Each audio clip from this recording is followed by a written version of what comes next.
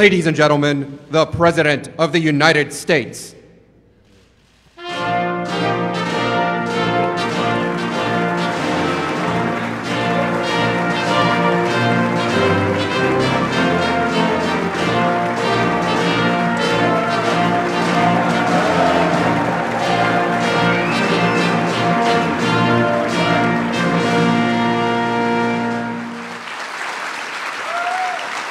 Well, thank you very much. Thank you.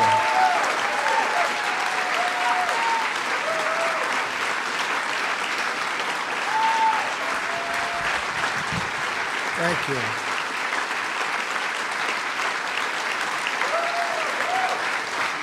Wow.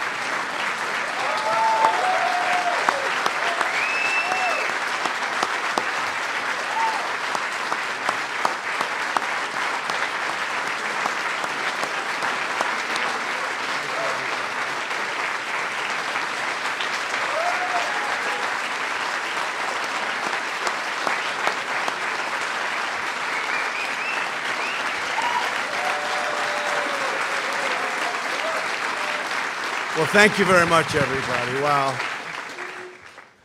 We've all been through a lot together, and we probably deserve that hand for all of us because it's been a very unfair situation. I invited some of our very good friends, and we have limited room, but everybody wanted to come. We kept it down to a minimum, and believe it or not, this is a minimum. But a tremendous thing was done over the last number of months, but really, if you go back to it over the last number of years, we had the witch hunt. It started from the day we came down the elevator, myself and our future First Lady, who's with us right now. Thank you, Melania.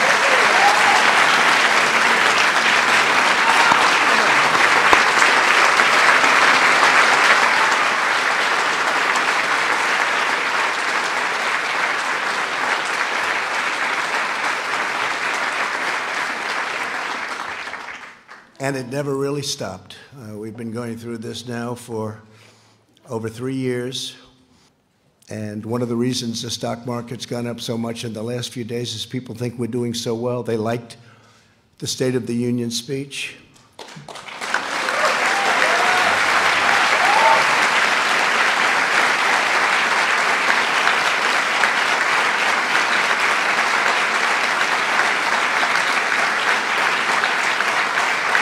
It really is. It's a true honor to give it. Making the State of the Union speech, I was with some people that have been around. They've been all over the world. And one of them said, highly sophisticated person, said, you know, no matter where you go in the world, it doesn't make any difference. There is something that just worked out. I mean, it worked out. We went through hell unfairly, did nothing wrong, did nothing wrong. I've done things wrong in my life, I will admit. Not purposely, but I've done things wrong. But this is what the end result is.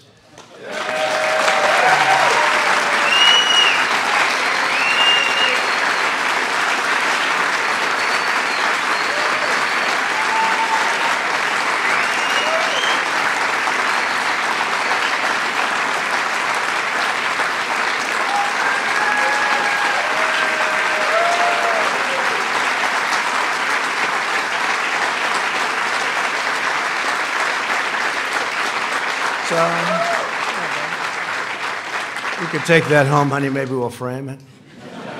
It's the only good headline I've ever had in the Washington Post. I tell you. But every paper is the same. Does anybody have those papers? Does anybody have them? Because they're really like that, so I appreciate that.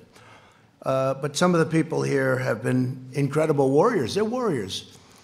And there's nothing from a legal standpoint. This is a political thing. And every time rich people, I should have sued them too, but when you're president, people don't like suing. I want to thank my legal team, by the way, not for that advice, but for other advice. Pat, Jay, Pat, you guys stand up, please. Great job.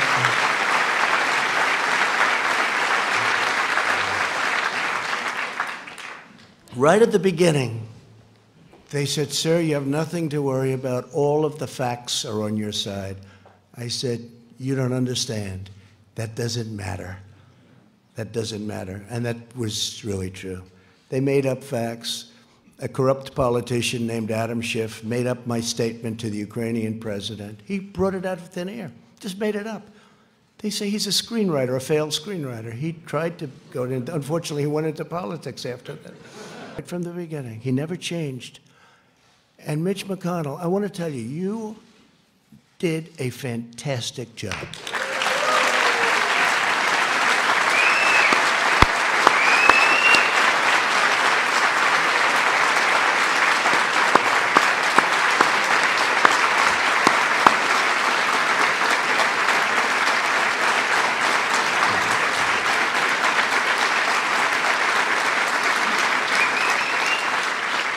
Somebody said, "You know, Mitch is quiet."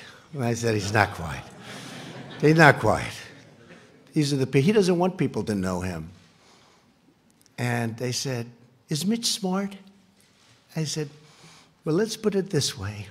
For many, many years, a lot of very smart, bad in many cases, sometimes good, but people have been trying to take his place. And to the best of my knowledge, I've never even heard the subject come up because they've been wiped out so fast. This guy is great, and I appreciate it, Mitch. And he's also given us 191 now. 191 federal judges, 2 Supreme Court judges, right? We're up to 191. Yeah. Great guy. Great guy. He's a tough guy to read. I'm good at reading people. Tough guy to read, I'd call him. My wife would say, "How'd you do with Mitch?" I don't know. That's what makes him good, when you can read somebody. Fantastic job. And he understood right from this was crooked politics. This was crooked politics. How about all these people? They're running for office. They're saying the worst things about me, like 8 senators on the Democrat side.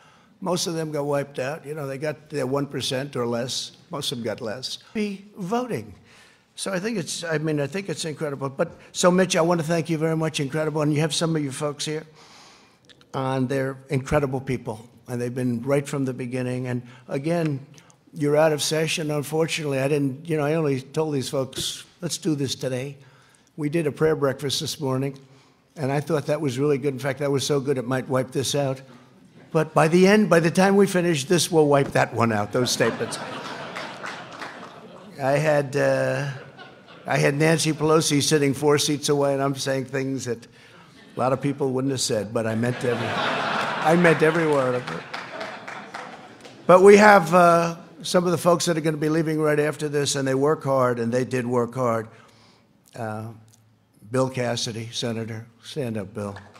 What a guy. Great man. When I need to know about health insurance and pre-existing conditions and individual mandates, I call Bill, or I call Barrasso. We get those 2 guys, they know more than anybody. A man who just became a senator. He's a little bit like me. We have a couple of them. Very successful guy in business, and he said, "What the hell? I'll run for the Senate from Indiana." And he ran, and I saw him on television destroying his opponent in a debate. I said, "You know, this guy could win," and I got behind him. And Mike Braun, you have done some great job. Thank you very much. Tough. Tough. Thank you. A man who got James Comey to choke, and he was just talking in his regular voice. He's the roughest man. He's actually unbelievable, and I appreciate the letter you sent me today. I just got it. But he's got this voice that scares people. You know, people from Iowa can be very tough. We're doing very well in Iowa, but I'll tell you, Chuck Grassley, he's looking at Comey, "Well, you tell me, what did you say?" Now, he wasn't being rough. That was just the way he talked.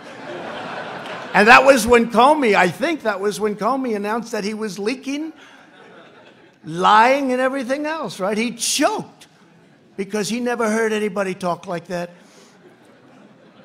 You know, you should have gone, I wish you got angry. You could have gotten the whole ball game. He would have said, I give up. Chuck Grassley is an incredible guy.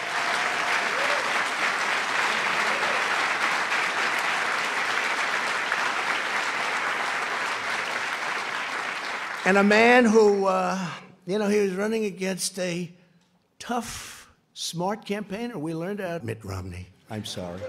Okay? We can say that Mike Lee is by far the most popular senator from the state.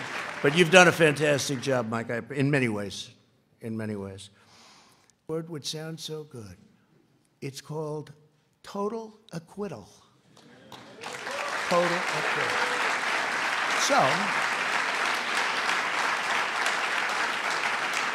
So I want to, if I could, real fast, just introduce a few of the people. I have to start with Kevin. Man, did you do a job? Lucky you're there. Lucky you're there. Because it wouldn't have worked out. If you don't have the right people, I'll tell you, Kevin McCarthy has done an incredible job.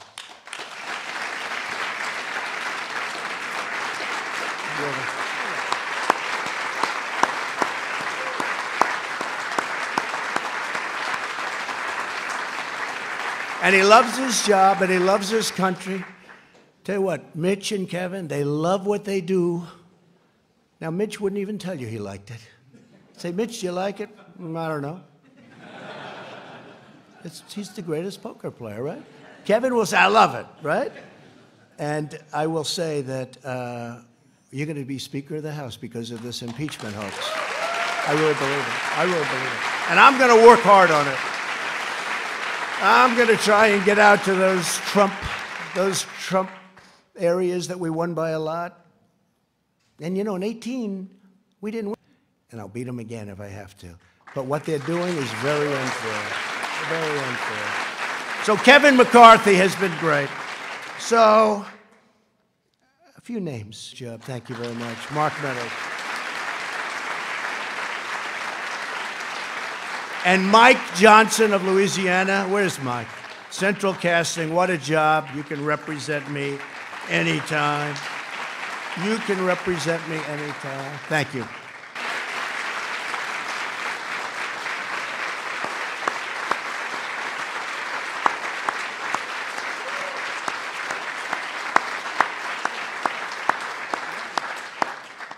That's so true, Devin. He'd come in and say, I didn't even know him. I just heard there was this congressman who kept going into a basement, into files. He knew something was wrong. You felt it, right? And now we know a lot more than we knew then, right? You never thought it was as bad as it is. And hopefully we're going to take care of things because we can never, ever allow this to happen again.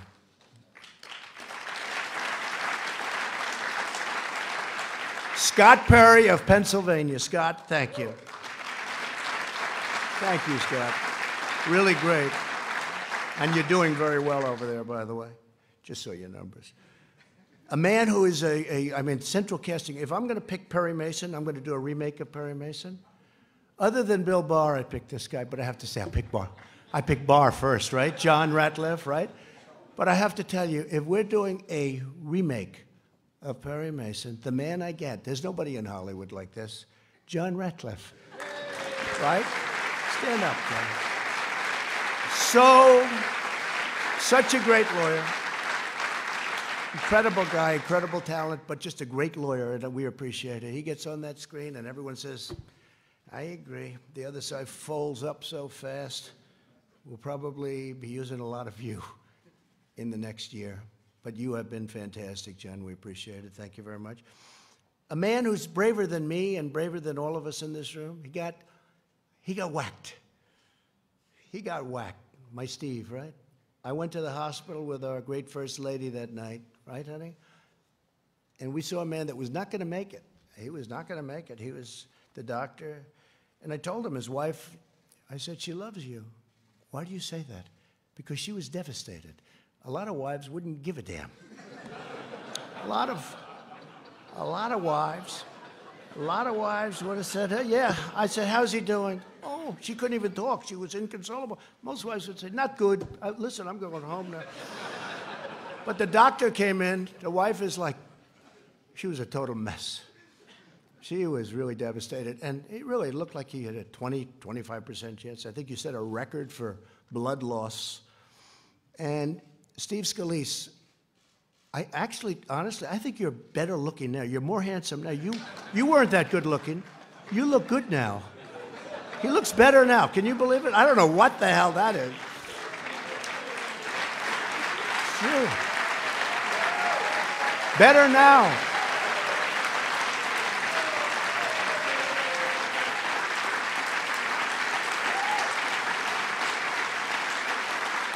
What a guy. And he was practicing. He was practicing for the baseball game against, I guess, the Democrats, right? And to our country. Yeah. So I'm going to leave now. And I don't know if any of you have anything to say. You could say it, but this is sort of a day of celebration because we went through hell. And I'm sure that Pelosi and Crying Chuck, I've known this guy all the time. The only time I ever saw him cry was when it was appropriate. Known him for a long time, Crying Chuck. But I'm sure they'll try and cook up other things. They'll go through the state of New York. They'll go through other places. They'll do whatever they can. Because instead of wanting to heal our country and fix our country, all they want to do, in my opinion, it's almost like they want to destroy our country. We can't let it happen. Jim Jordan, did you want to say something? Go ahead. Huh? Mark? I wanted to say that this reflection today is a small reflection of the kind of support you have all across the country. We've got your back. Thank you. Thank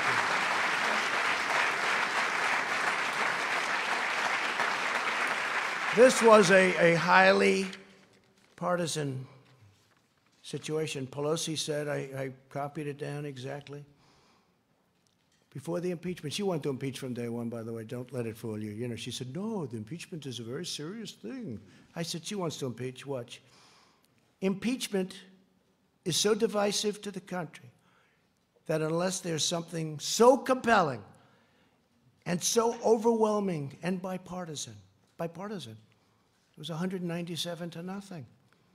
And other than one failed presidential candidate, and I call that half a vote because he actually voted for us on the other one. But we had one failed presidential candidate. That's the only half a vote we lost. So we had almost 53 to nothing. We had 197 to nothing. And the only one that voted against was a guy that can't stand the fact that he ran one of the worst campaigns in the history of the presidency. But she said, there's something so compelling, has to be so compelling and so overwhelming and bipartisan. I don't think we should go down that path because it divides the country. She was right about that. And it's just not worth it. That was Nancy Pelosi a year ago, right? And I think it's a shame.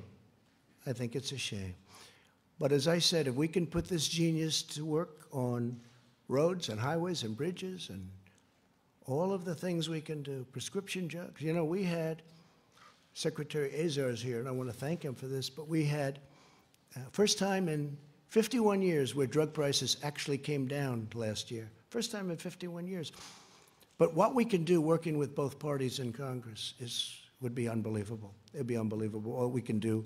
And I know Chuck Grassley is working very hard on it, and Mitch is working very hard on it. But what we can do is incredible. What we can do just generally. We've done so much without it.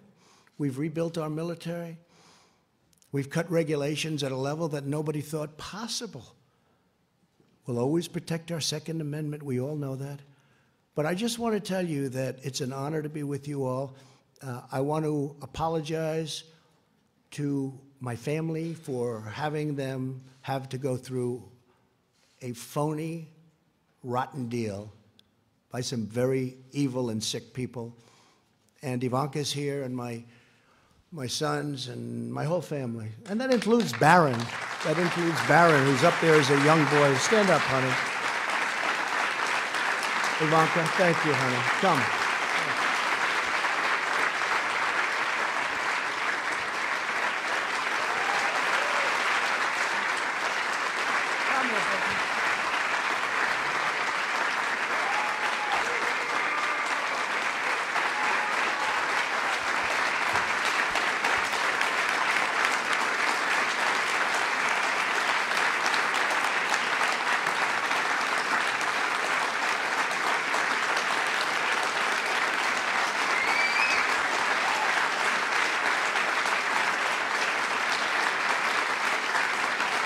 So I just want to thank my family for sticking through it. This was not part of the deal. I was going to run for president, and if I won, I was going to do a great job. I didn't know that I was going to run, and then when I got in, I was going to have to run again and again and again. Every week I had to run again. That wasn't the deal, but they stuck with me. And I'm so glad I did it, because we are making progress and doing things for our great people that everybody said couldn't be done. Our country is thriving. Our country is just respected again. And it's an honor to be with the people in this room. Thank you very much, everybody. Thank you. Thank you very much. Thank you.